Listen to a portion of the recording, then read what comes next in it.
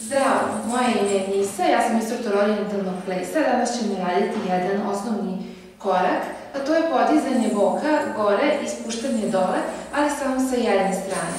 Znači, stanemo u pozu, tako što će jedno stopalo biti ravno, znači normalno stojimo, a drugo će biti na prstima.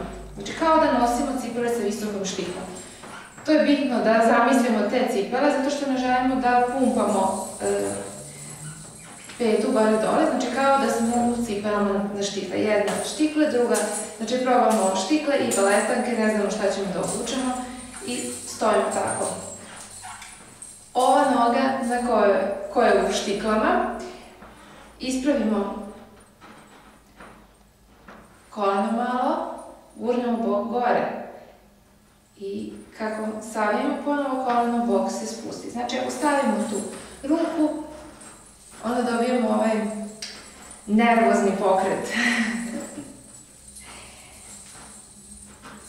Znači, bitno je da su nam te noge u štiklama, da ne pumpamo, znači da ne idemo ovako, nego da ovako. Tu obratite pažnju na pete, ne znam koliko se vidi na videu, ali znači nećemo da idemo ovako, nego ovako, znači sa podignutom petom. Druga stvar koja je bitna da nećemo da ispadamo negdje sa strane, tako da nećemo da idemo ovako, znači da zakucavamo ovdje u ovaj bok, nego kontrolišemo, znači tu. Težina može da nam bude skroz na ovoj nozi, znači na kojoj stojimo u baletankama, u ravnim cipelama, ili može da bude podeljena.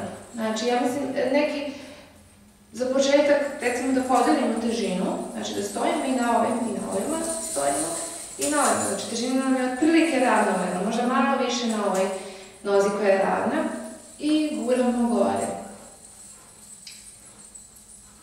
Znači, slobodno, kažem slobodno, neka bude težina tela delimično i ovdje na prstima, to će vam pomoći da gurnete gore. Znači, kada se oduprete o zemlju, ispraviš koleno, ide gore i opustiš. Odupreš se o zemlju, ispravljaš koleno, guraš bok gore i opustiš. Druga važna stvar jeste da taj pokret zaista se vidi u boku, znači da ne idemo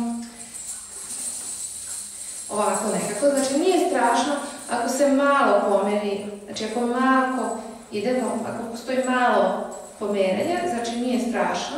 Kasnije ćemo vidjeti, zavisi od stila plesa, znači da li je orijental, to je šarki, ili je beledi, neki folklorni stil i tako, znači tu postoje neke razlike, ali za početak, znači trudimo se da bude akcent na boku, ali nije strašno ako nije potpuno izolovano.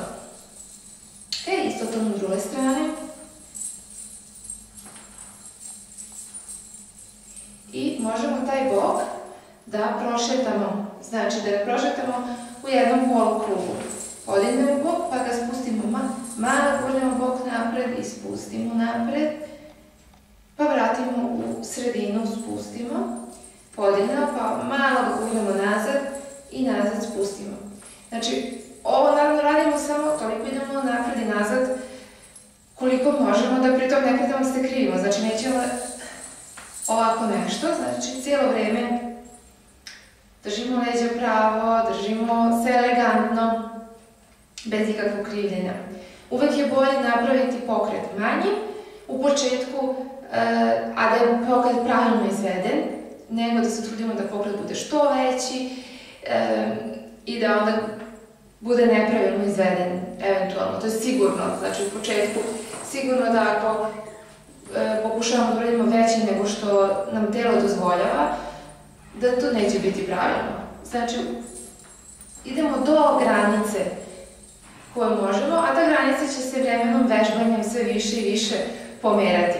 Kako nam jačaju mišići i povećava se istovremeno se povećava njihova fleksibilnost. Znači, prošetat ćemo bok i možemo u mestu i 2, 3 s jedne strane i 1, 2, 3 sa druge